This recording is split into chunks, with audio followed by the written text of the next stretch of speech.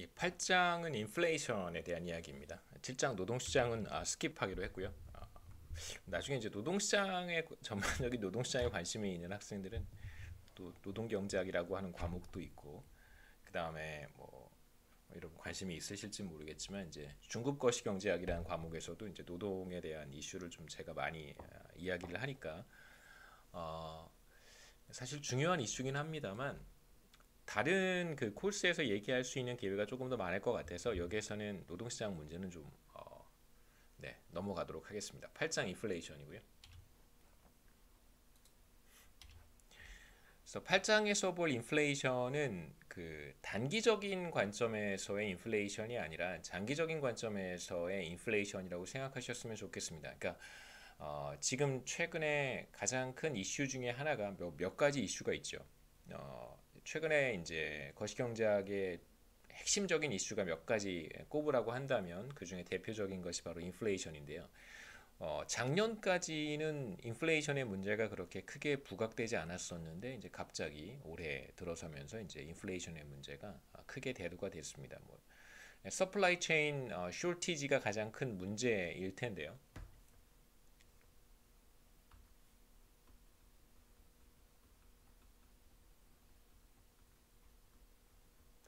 근데 지금 우리가 8장에서 하고 싶은 이야기는 작년에는 별 문제가 없었는데 혹은 이제 코로나 팬데믹이 시작하기 전에는 오히려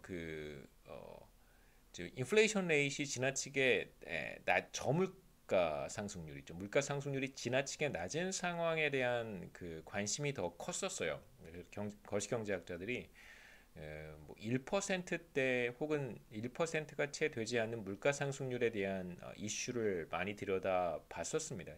그런데 불과 2년 사이에 이야기가 완전히 달라졌고 지금은 앞으로 물가 상승률이 얼마나 더 높아질 것인가, 그 다음에 이러한 상황이 향후 이제 코로나 팬데믹을 빠져나와서 글로벌 경제가 어떠한 방향으로 갈 것인가에 대한 불확실성을, 회복 국면으로 들어가는 것에 대한 불확실성을 더 크게 만들어줄 수 있고, 한국 경제도 마찬가지일 것입니다.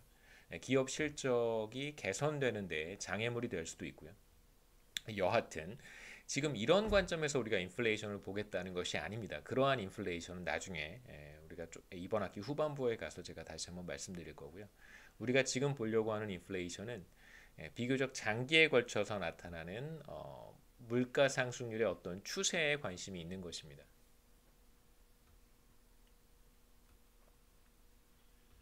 그래서 어떤 장기 추세라고 생각하시고요.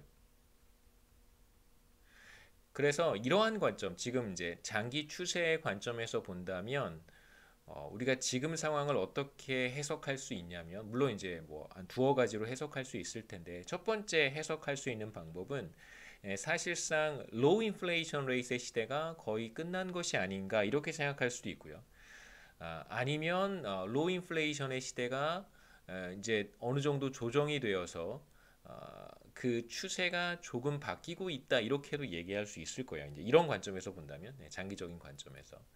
장기적인 관점에서의 인플레이션은 이제 지난 5년 혹은 10년 혹은 길게는 30년 동안 나타난 이제 평균적인 인플레이션이라고 할 수 있습니다.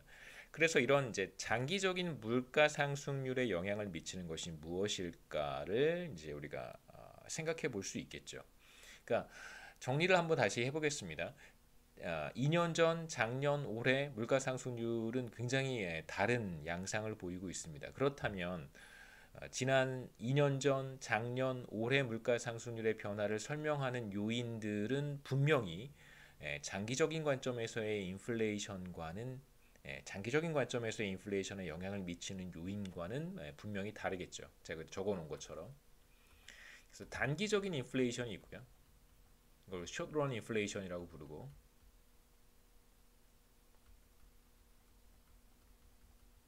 장기적인 관점에서의 인플레이션이 있습니다.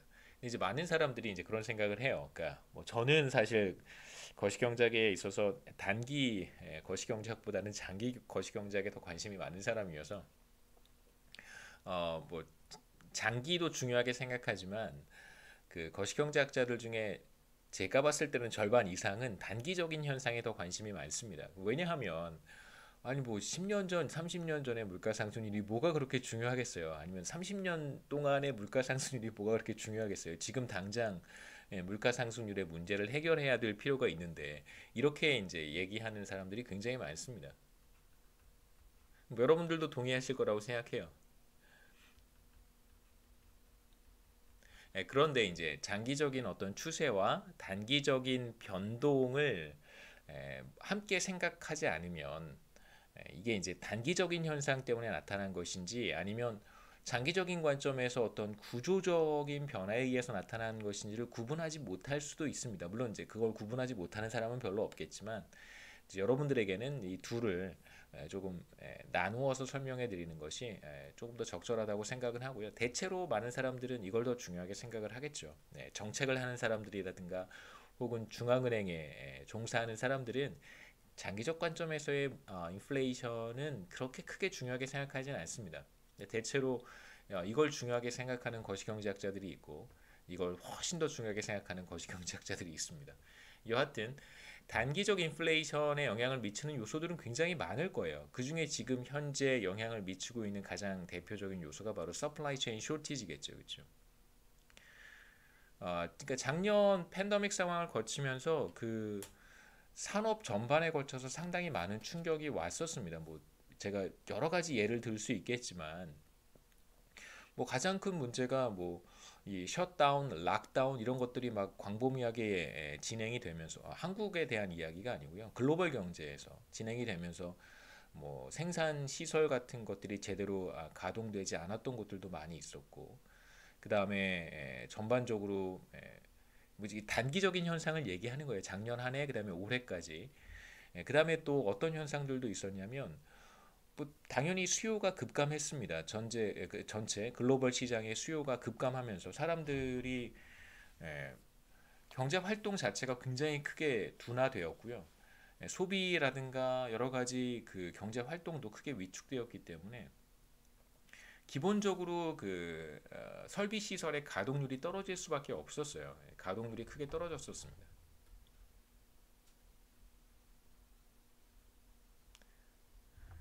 그래서 지금 이런 상황에서 다시 수요가 회복이 되고 사람들이 뭐 소비 활동도 늘어나게 되고 기업들도 이제 생산 활동을 다시 시작한단 말이에요.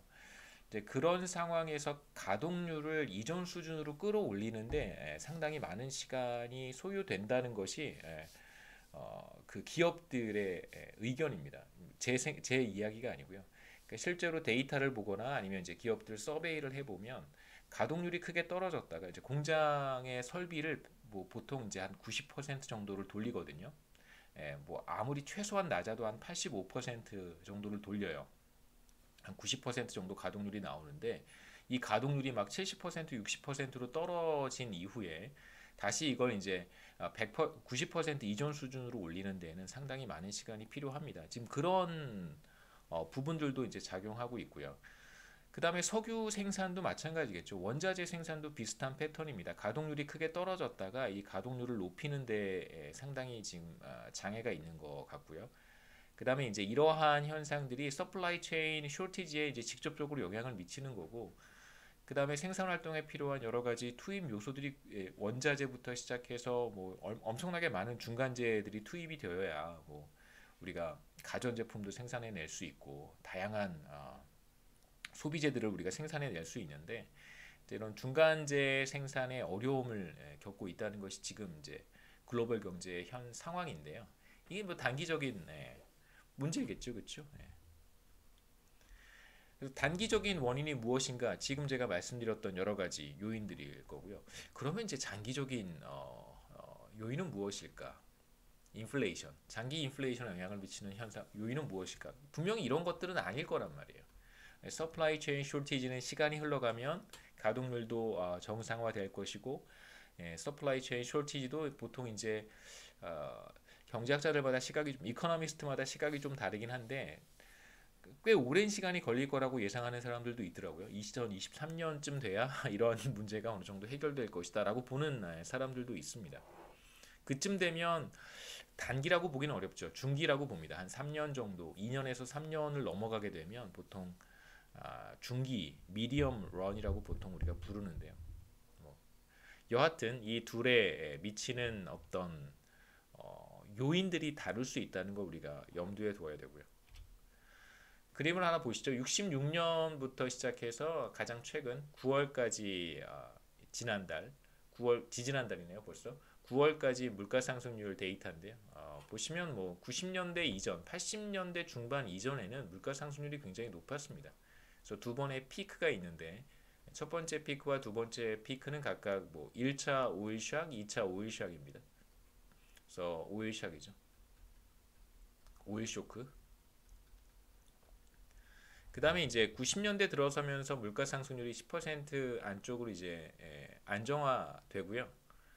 보시면 뭐 보통 이제 90년대 이전의 한국 경제는 규모 자체가 그렇게 크지 않고 그 다음에 몇몇 산업에 지나치게 편중된 경제 구조를 가지고 있기 때문에 보통 장기 분석을 할 때 90년 이전 자료를 사용하지 않는 것이 일반적이긴 합니다만 90년 이후부터 이렇게 보시면 대체로 물가 상승률이 이렇게 하락하는 패턴을 볼 수 있겠죠. 물론 이제 뭐 그때그때 이렇게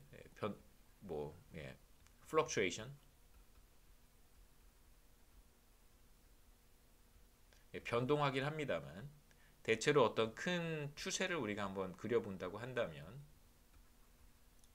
이런 전반적인 추세를 한번 찾아볼 수 있을 거예요. 그래서 한번 이렇게 물가 상승률이 크게 하락했던 시기는 이때가 바로 IMF 경제 위기고요. 그러니까 보시면 이제 가장 최근에 물가 상승률이 이 직전 한 3, 4년과 비교했을 때 직전 한 5년이죠. 5년과 비교했을 때 꽤 높은 수준을 보이고 있는 것은 사실입니다. 2000년 데이터부터 보면 그림이 조금 더 선명할 것 같은데요. 2000년부터 보면 대체로 물가 상승률이 한 요 정도 평균적인 물가 상승률은 한 요 정도였고 3%가 조금 넘었습니다. 그러다가 이제 2010년 넘어서면서부터 물가 상승률이 이렇게 하락하기 시작하죠.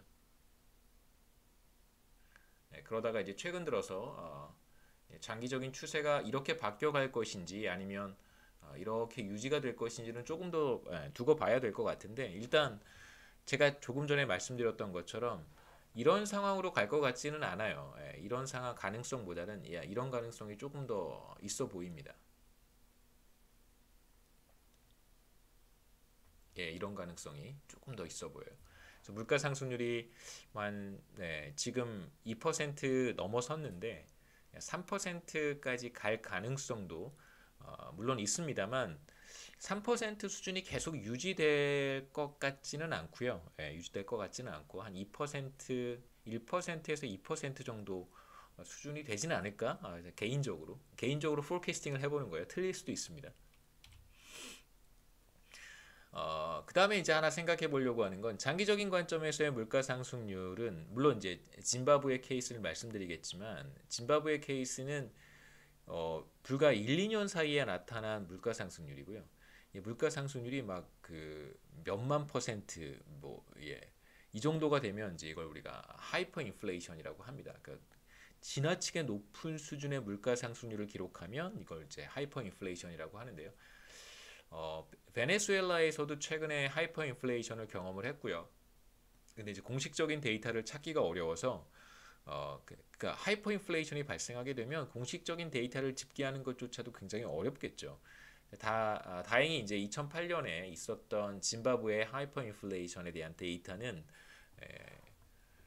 스티브 행키라고 하는 존스 홉킨스의 경제학과 교수가 이 데이터를 이제 모아놔서 우리가 유용하게 사용할 수 있을 것 같습니다. 그 2007년 3월부터 공식적으로 이제 리포트를 했는데요. 물론 이제 이전 데이터도 물론 있습니다만 여기 제가 지금 가지고 온 자료에는 2007년 3월부터 물가 상승률이 연율로 연간 물가 상승률이 2200%를 기록을 했어요. 2200%만 해도 어마어마한 거죠. 그렇죠? 어마어마한 거예요. 근데 2008년 5월 보시면 여기 있습니다. 2008년 5월에 223만 %를 기록을 했고요. 그 다음에 8월로 가게 되면 이게 96억 9천만 %예요. 97억 %. 그 꽤 오래전 이야기이긴 합니다만 당시에 이제 그 다큐멘터리를 하나 제작을 했었는데 이제 짐바브웨에 찾아가서 어, 인플레이션 상황이 얼마나 그 안 좋은지를 이제 취재했던 기록이 있어요. 한번 찾아보시면 보실 수 있을지는 잘 모르겠습니다만 찾아보진 않았어요. 당시에 이제 막 그 종이 지폐죠. 종이로 되어 있는 지폐를 막 한 다발씩 가지고 가서 이제 상점에 가서 그 빵 하나 혹은 바나나 하나 구입하는 것도 쉽지 않을 정도로, 왜냐하면 몇 시간 지나면 다시 이제 바나나 가격이 혹은 뭐 빵 가격이 상승하니까요. 재빨리 이제 재화를 구매하는 것이 이 사람들에게는 이제 합리적인 선택이라고 할 수 있습니다. 그래서 9월이 돼서는 다시 이제 4,710억 퍼센트까지 이제 물가 상승률이 상승했고 2008년 노벰버로 가면 뭐 이건 어떻게 읽어야 될지 잘 모르겠습니다. 이거 어떻게 집계했는지 잘 모르겠어요. 네. 집계는 하셨는데 참 이 숫자는 네, 어떻게 읽어야 되는지. 네. 그래서 인플레이션이라고 하는 것은 이제 한 나라의 전반적인 물가 수준의 변화를 이제 퍼센티지 체인지로 나타내는 것이고요. 퍼센트 변화로 표현한 것입니다. 그래서 어떻게 정의하냐면 T-1기와 T기 사이의 물가 상승률은 이제 T기의 물가 지수 PT는 T기의 물가 수준 혹은 물가 지수라고 이야기해도 됩니다. 실제로 우리가 인플레이션을 계산을 할 때 소비자 물가 지수를 사용해서 계산하기도 하고 그 다음에 GDP 디플레이터를 가지고 계산하기도 하는데 일반적으로는 소비자 물가 지수를 사용을 하죠. 그래서 PT는 T 시점의 소비자 물가 지수라고 생각하시면 됩니다. 그래서 T-1기와 T기 사이에 소비자 물가 지수가 몇 퍼센트 변했는지를 가지고 인플레이션을 측정을 합니다. 그래서 퍼센티지 체인지를 계산하는 방법은 뭐 여러분 다 알고 계실 거라고 생각하고요. 그래서 앞으로 이제 제가 파이라고 하는 기호를 사용을 하면 이건 인플레이션을 나타내는 기호라고 생각하시면 됩니다. 마치 이제 제가 Y라고 쓰면 GDP가 생각이 나고 K라고 쓰면 자본이 생각이 나고 이런 것처럼 이제 P라고 쓰면 이건 물가고요. 그 다음에 파이라고 쓰면 이건 인플레이션입니다. 그래서 거시경제학에서는 미시경제학과는 조금 달라요. 거시경제학에서는 그 보편적으로 사용하는 기호가 있습니다. 파이는 인플레이션을 표시하는 대표적인 기호예요. 소비자 물가 지수라고 하는 것은 이제 한 나라의 평균적인 가게가 구입하는 재화와 서비스의 가격을 이제 지수화한 것이죠. 상품 바스켓을 모아서, 물론 이제 그 바스켓에는 기억하실 겁니다. 그 바스켓에는 이제 국내에서 생산된 재화도 있고 재화와 서비스도 있고 이제 외국에서 생산된 재화도 포함이 될 수 있습니다. 여기에서 이제 8장에서 우리가 남은 시간 좀 보려고 하는 내용은 머니에 대한 이야기를 좀 하려고 해요. 그래서 맨큐의 경제학이나 혹은 경제학 원론에서 여러분 배우셨던 내용 중에 하나가 뭐냐면 시중에 돈이 많이 풀리면 물가가 상승한다라고 하는 것이었습니다. 제가 지난주에 이제 학생들, 고등학교 3학년 학생들이죠. 앞으로 서울여대에 입학할, 경제학과에 입학할 학생들을 잠깐 면접을 했었는데, 이런 얘기는 해도 될 것 같아요. 면접을 했었는데 어떤 학생이 돈이 많이 풀리면 유동성이 증가하면 물가가 상승한다라는 말을 했어요. 그래서 예를 하나 들어달라. 최근에 물가 상승률이 상승했는데 돈이 많이 풀려서 그런 거라고 이제 얘기를 하더라고요. 그래서 제가 예를 들어 하나 들어달라. 혹시 뭐 재난지원금 때문에 그런 것이냐라고 했더니 그건 아니라고 대답을 했어요. 그럼 이제 뭐 때문에 물가가 상승했는가라고 이제 물어봤더니 대답을 못 하더라고요. 그러니까 돈이 많이 풀리면 물가가 상승한다라고 하는 것은 사실 많은 사람들이 기본적으로 알고 있습니다. 근데 이건 단기적인 현상이라고 생각하기보다는 장기적인 현상이라고 생각하는 것이 좋고요. 이게 왜 그런 것인지에 대한 이야기를 이제 퀀터티 티오리를 여러분들께 소개를 하고 제가 설명을 해드리도록 하겠습니다. 그래서 물가에 대한 이야기를 할 때 이제 우리가 돈에 대한 이야기를 하지 않을 수 없는데요. 물론 앞으로는 남은 시간 거시경제학에서는 돈에 대한 이야기를 그렇게 많이 하지는 않겠습니다만 단기 경기 변동 과정에서의 인플레이션 변화는 사실 돈보다는 다른 요인들에 더 많은 영향을 받는다고 보는 것이 적합합니다. 제가 8장 시작할 때 서플라이 체인 쇼티지에 대해서 이야기했던 것처럼 장기적인 관점에서의 물가 상승률에 영향을 미치는 것은 사실 유동성이라고 보는 게 맞는데요. 근데 그 최근 들어서는 2000년대 중반 이후인 것 같아요. 2000년 들어서는 한 지난 20년 동안 이렇게 들여다보면 유동성 자체가 또 한국 경제에 있어서 유동성 자체가 물가 상승률에 영향을 미친다고 보는 것도 조금 어려워 보여요. 그 경제 구조의 특성상. 왜 그런지에 대한 이야기는 조금씩 제가 그 말씀드리도록 하겠습니다. 우선 뭐 자꾸 이렇게 제가 막 설명이 왔다 갔다 해서 좀 죄송한데요. 머릿속에 생각나는 것 많고 다 얘기하고 싶다 보니까 그런 건데 간단하게 정리를 하면 우선 우리는 8장에서 장기적인 인플레이션에 영향을 미치는 것은 바로 유동성, 돈이다, 머니다라고 하는 것에 대한 이야기를 이제 집중적으로 할 거고요. 여러분 상식적으로 알고 있는 것이, 그러니까 상식적으로 알고 있는 것이 왜 상식이 되었는가에 대한 이야기를 여기서 조금 할 거고, 그 다음에 이제 그렇다면 한국 경제에서도 지난 20년 동안 물가 상승률을 설명하는 주된 요인이 그러면 머니여야 되는 거잖아요. 근데 한국 경제는 조금 다른 측면이 있다. 물론 이제 완전히 다른 건 아닌데 조금 다른 측면이 있다. 그런 얘기까지 좀 추가로 말씀드리도록 하겠습니다. 기회가 되면.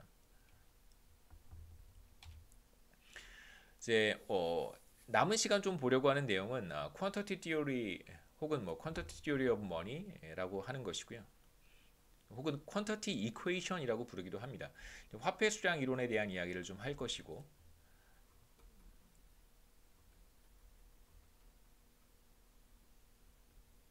이제 수량 방정식이라고 부르기도 합니다. 그러니까 어떤 하나의 이퀘이션을 제가 소개할 거예요. 우선 퀀터티 이퀘이션의 어떤 이퀘이션인데 여기에 이제 통화라고 하는 것이 들어갑니다. 여기에 통화량이 들어가요. 그러니까 머니가 들어가는데 이제 머니에 대한 이야기를 먼저 간단하게 하고, 그러니까 머니란 무엇인가에 대한 이야기는 하지 않겠습니다.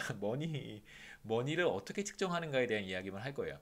뭐 경제학 원론에서 머니의 역할, 뭐 그다음에 화폐의 기능, 뭐 이런 거 다 보셨을 거라고 생각하고요. 뭐 교환의 매개 수단, 가치의 저장 수단, 뭐 회계의 단위 이런 얘기는 여기서 하지 않겠습니다.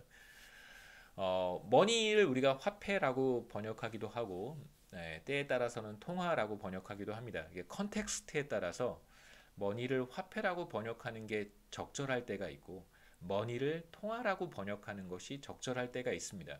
이제 반드시 통화라고 해야 될 때가 있는데, 그때가 언제인지만 제가 좀 말씀을 드릴게요. 그래서 화폐와 통화에 대한 이야기를 좀 할 텐데, 한국에서는 이제 통화를 몇 개의 지표로 나누어서 측정을 해요. 주로 이제 한국은행에서 측정을 합니다. 본원 통화, 그 다음에 뭐 머니터리 베이스라고 하죠. 본원 통화, MB라고 부릅니다. 머니터리 베이스라고 해서요. 그 다음에 M1은 이제 협의의 통화라고 하고, 그거보다 조금 더 넓은 의미의 광의의 통화를 이제 M2. 그 다음에 LF가 금융기관의 유동성. 여기엔 당연히 이제 M2가 들어가고요. 그 다음에 이제 광의의 유동성이라고 해서 L, 뭐 liquidity, L은 liquidity를 가리킨다고 생각하시면 돼요. 그래서 L은 liquidity입니다. 유동성이라는 뜻이죠. 그래서 거시경제학에서는 liquidity를 이제 유동성이라고 번역을 해요.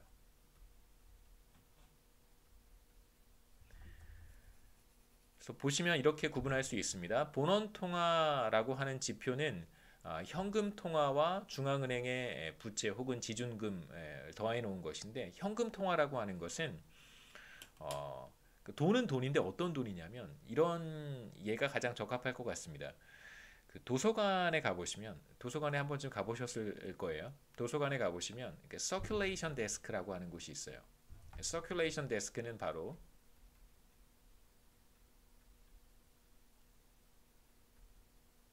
서큘레이션 데스크라고 하는 곳이 있는데, 서큘레이션 데스크는 이제 그 책을 체크아웃하는 곳이기도 하고 리턴하는 곳이기도 하죠, 그렇죠?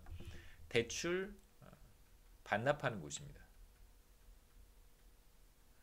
도서관이 이렇게 있으면 이제 이 서큘레이션 데스크를 통해서 책이, 여기 이제 도서관이라고 생각하시고요. 여기가 서큘레이션 데스크입니다. 책이 이제 여기서 들어가고 나가고 하겠죠.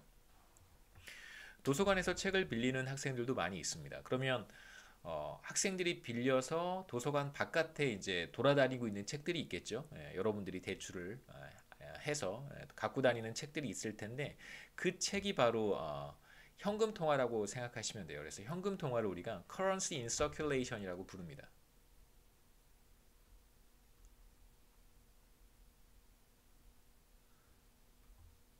제가 그 대출 반납하는 곳을 circulation desk라고 이제 부르는 이유를 짐작하셨을 거라고 생각해요. 그래서 현금 통화가 바로 currency in circulation, 돌아다니고 있는 돈이라고 생각하시면 됩니다. currency in circulation.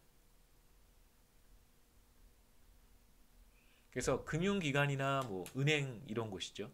이런 곳에서 돈이 나와서 돌아다니고 있는 돈이 바로 currency in circulation이고 실제로 이제 시중에 돌아다니고 있는 돈을 가장 그러니까 우리가 이제 흔히 얘기하는 돈 돌고 도는 돈, 그 돈이 바로 currency in circulation에 가장 가깝다고 이제 얘기할 수 있겠죠. 그 다음에 중앙은행의 부채인 지중금은 뭘 뜻하냐면 이것도 경제학 원론에서 제가 설명을 보통 하는데요. 시중은행들이 그 고객에게 예금을 받으면 여러분이 은행에 가셔서 뭐 만 원은 예금하기 좀 그렇죠. 만 원, 10만, 100만 원을 맡기면 100만 원 이렇게 딱 맡기면 그 중에 몇 퍼센트를 반드시 중앙은행에 예치를 해야 됩니다. 그러니까 100만 원 받으면 그거 가지고 그 은행이 비즈니스를 다 할 수 있는 게 아니에요. 뭐 다른 사람한테 100만 원을 모조리 다 빌려줄 수 있는 것은 아닙니다. 그 중에 반드시 일부는 중앙은행에 지준금의 지불 준비금의 형태로 예치를 해야 됩니다. 이걸 리저브라고 얘기하는데요. 지준금의 형태로 반드시 중앙은행에 예치를 해야 돼요. 그래서 중앙은행의 보통 이제 본원통화라고 하는 것은 중앙은행이 관심을 갖는 지표이긴 물론 중앙은행이 M1, M2, LF, L 다 관심이 있는데 특히 중앙은행이 이제 관심을 갖는 지표는 그 가운데 본원통화인 MB라고 할 수 있습니다. 그래서 MB는 현금 통화와 시중에 유통되고 있는 currency in circulation과 그 다음에 금융기관들이 중앙은행에 맡겨놓는 돈, 지준금이죠. 이 둘의 합으로 구성이 되고 M1은 조금 다릅니다. 현금 통화만 여기 들어가 있고요. 여기에는 이제 중앙은행의 지급준비금, 지불준비금이 들어가 있진 않아요. 여기엔 뭐가 들어가냐면 요구불 예금이라든가 수시 입출금식 저축성 예금 이것이 들어갑니다. 그래서 MB와 M1 사이의 차이를 그림으로 제가 그렸는데요. 보시면 이제 이게 본원통화고요. 파란색으로 표시한 게 본원통화고 그 다음에 주황색으로 표시한 것이 이제 M1인데 이 둘이 겹치는 부분은 currency in circulation 밖에 없어요. 그래서 본원통화는 현금 통화와 지불 준비금을 더해 놓은 것이고 중앙은행 금융기관들이 중앙은행에 예치하는 돈입니다. 그 다음에 이제 M1은 여기에 요구불 예금, 수시 입출금이 자유로운 언제든 가면 바로 즉시 사인만 하면 인출할 수 있는 그런 금액, 언제든 레디하고 있는 돈이라고 할 수 있겠죠. 그게 바로 M1입니다. 실제로 M1이 가장 그 휘발성이 높은 휘발성이라고 그쵸? 유동성이 굉장히 높은 통화 지표라고 할 수 있겠죠. 시중에 돌아다니고 있는 돈 더하기 언제든 시중으로 나올 수 있는 레디하고 있는 그런 돈이라고 할 수 있어요. 그래서 예를 들면 도서관의 예를 다시 한번 돌아가 보면 서큘레이션 데스크에 이제 이렇게 곧 학생들이 예약해 놓고 가져갈 책들이 저쪽 편에 꽂혀 있기도 하거든요. 서큘레이션 데스크에 가 보시면 그 앞에 뭐 이렇게 책장이 하나 있고 그 책장에는 이제 곧 학생들이 가져갈 체크아웃 할 책들이 꽂혀 있습니다. 그런 책들은 이제 우리가 뭐 요구불 예금이라든가 수시 입출금식 저축성 예금. 그러니까 사실 요구불 예금이나 수시 입출금식 예금은 사실 같은 말인데요. 여기에 이제 저축성 예금은 사실 요구불 예금이 아니에요. 저축성 예금 중에서도 수시 입출금이 가능한 저축성 예금이 있기 때문에 여기 이렇게 표현한 것이고요. 그 다음에 이거보다 더 범위가 넓은 통화지표는 M2가 있고 M2는 당연히 M1이 포함이 되고요. 그 다음에 이제 M2고 그 다음에 LF는 M2보다 크고요. 그 다음에 L은 LF보다 큽니다. 이렇게 이제 점점점 규모가 커진다고 생각하시면 되고요. 그래서 M2에는 뭐 기간물 예적금이라든가 부금, 그 다음에 CD라든가 표지여금 이런 게 들어가고요. 그 다음에 뭐 실적 배당형 상품, 금융채 이런 것들이 들어갑니다. 그다음에 LF는 이제 2년 이상의 장기 금융 상품이 이제 M2에 추가로 들어가고, 그다음에 마지막으로 L은 LF의 뭐 그 이외의 여러 가지 것들, 국채라든가 뭐 지방채, 회사채, 기업 어음 뭐 이런 것들이 포함이 된다고 생각하시면 돼요. 그래서 M1에서 L로 갈수록 점점점 이제 유동성이 떨어진다고 볼 수 있겠죠. 유동성이 떨어진다는 표현은 그러니까 현금화하는데 시간이 조금씩 걸린다는 뜻입니다. 그러니까 수시 입출금식 저축성 예금이나 요구불 예금을 제가 가지고 있어요. 이건 언제든 가면 바로 현금화할 수 있기 때문에 유동성이 높다라고 얘기를 하고요. 기간물 예적금이나 부금 같은 것도 뭐 1년짜리 정기 예금, 정기 적금에 가입할 수 있잖아요.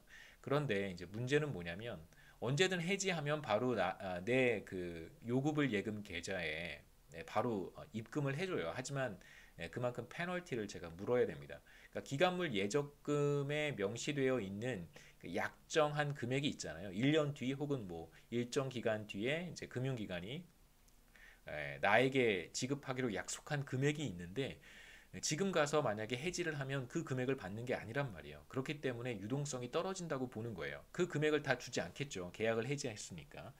마찬가지입니다. M2, LF, 그 다음에 L로 갈수록 점점점 유동성이 떨어진다는 것은 현금화하는 데 시간이 걸리거나 혹은 현금화하는 과정에서 약속한 금액을 다 받지 못하고 일정한 페널티를 부과할 때 유동성이 떨어진다라고 보는 것이죠. 혹은 이걸 이제 우리가 트랜잭션 코스트라고 부르기도 해요. 거래 비용이 발생한다. 거래 비용이 점점점 커지는 것이나 뭐 유동성이 떨어지는 것이나 그렇게 얘기하기도 합니다. 가장 정확한 표현은 유동성이 떨어진다는 거예요. 현금화하는데 시간이 걸리거나 일정한 페널티를 부과해야 된다. 현금 통화입니다. 이건 currency in circulation이고요. 시중에 돌아다니고 있는 돈.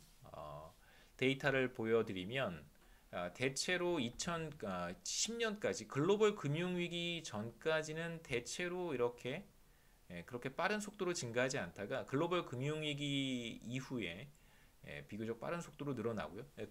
유동성 지원을 많이, 금융 지원을 많이 해준 거예요. 그러다가 점점 증가 추세가 조금 더 빨라지죠. 2015년 정도를 기점으로 해서 조금 더 빨라지고요. 그 다음에 이제 코로나 팬데믹 상황으로 들어가면서 2010년 바로 요 시점입니다. 들어가면서 이제 훨씬 더 가팔라지죠. 그래서 뭐 당연히 여러 가지 요인들을 설명해 볼 수 있는데 뭐 경제 위기 당연히 포함이 될 거고요. 그 다음에 이제 여기에 덧붙여서 주택시장 과열과도 무관하진 않습니다. 그래서 이 기간에는 이제 사실 그런 요소들도 함께 있다고 보시면 되겠죠. 2021년 8월 말 기준 현금 통화는 이제 150조 정도 되고요. 요 시점 기준입니다. 150조. 참고로 한국의 GDP가 한 2천조쯤 되니까요. 그러니까 뭐 그렇게 비교했을 때는 큰 금액이 아닌 것 같지만 15세 이상 인구로 나눠 보면, 그래서 15세 이상 경제 활동을 하는 사람들 평균 한 사람이 얼마만큼의 그 현금을 가지고 있는가, 자기 주머니에 가지고 있거나 지갑에 가지고 있거나 집에 혹은 뭐 책상 서랍이나 혹은 침대 매트리스 밑에 얼마만큼의 돈을 가지고 있는가 라고 하면 뭐 대략 한 330만 원 정도를 가지고 있다라고 할 수 있습니다. 저는 이만큼의 돈을 집에 가지고 있지 않지만 네, 제가 여러분도 이만큼의 돈을 집에 가지고 있는 학생도 물론 있을 거예요. 이만큼의 돈을 내가 가지고 있지 않다는 얘기는 그 누군가가 어마어마한 돈을 가지고 있다는 얘기겠죠, 그렇죠? 우리가 이 돈을 가지고 있지 않다면 누군가 우리의 모든 돈을 다 가지고 있을 수도 있다는 뜻입니다. 미국의 통화지표, US 통화지표도 크게 다르진 않은데 우리보다는 조금 더 심플합니다. 그래서 currency in circulation 당연히 현금 통화고요. monetary base, 본원 통화는 마찬가지로 현금 통화와 지준금, 뱅크 리저브를 합쳐놓은 것이고, M1은 현금 통화 더하기 뭐 이거 체커블 뱅크 디파짓과 트래블러스 체크스인데요. 뭐 이건 요구불 예금이에요. 예.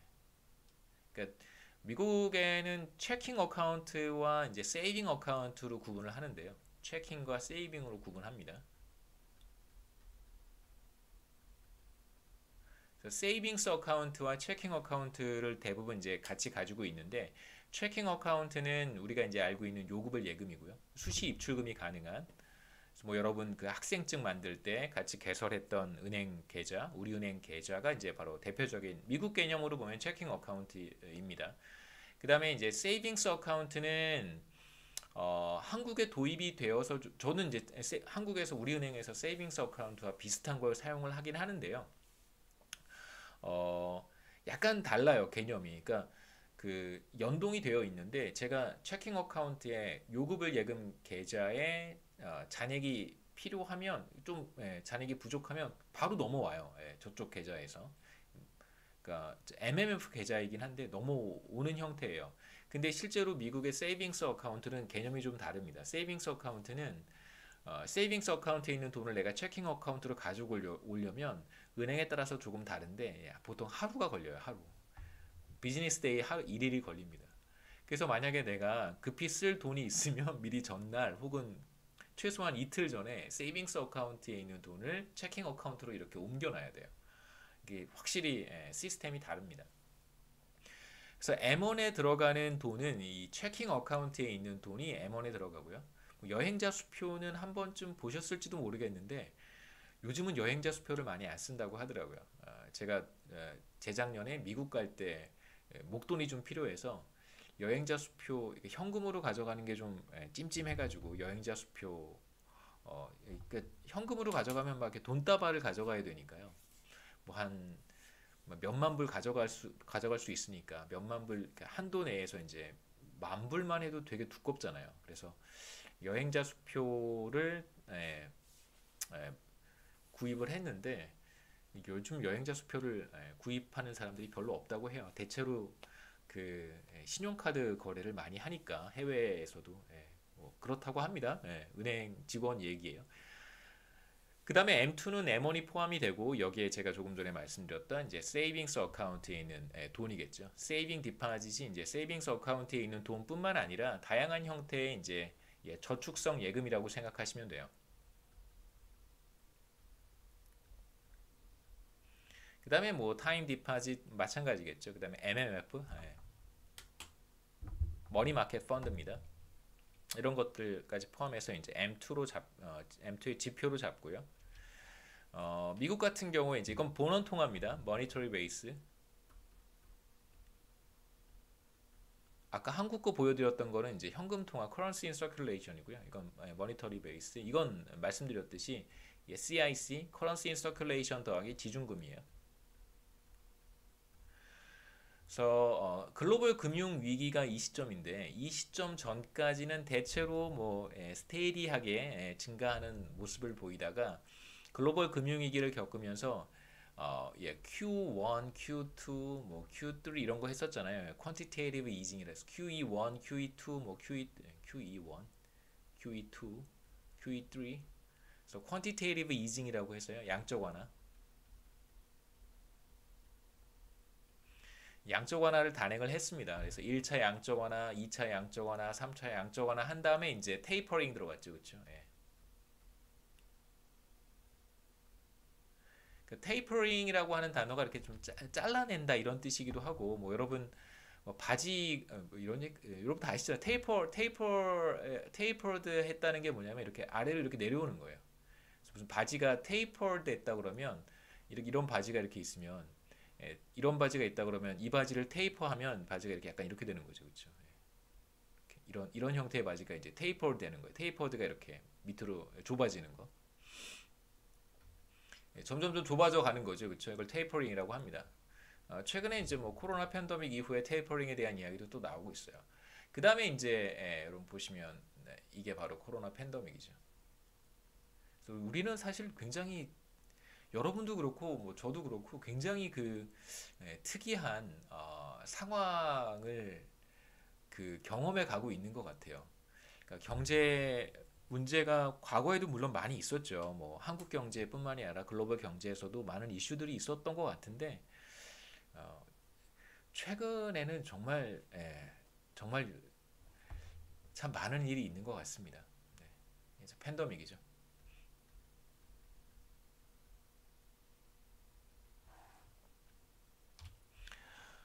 시간이 대충 다 돼서 수량 방정식, 퀀티티 이퀘이션에 대한 이야기는 다음 시간에 이어서 하도록 하겠습니다.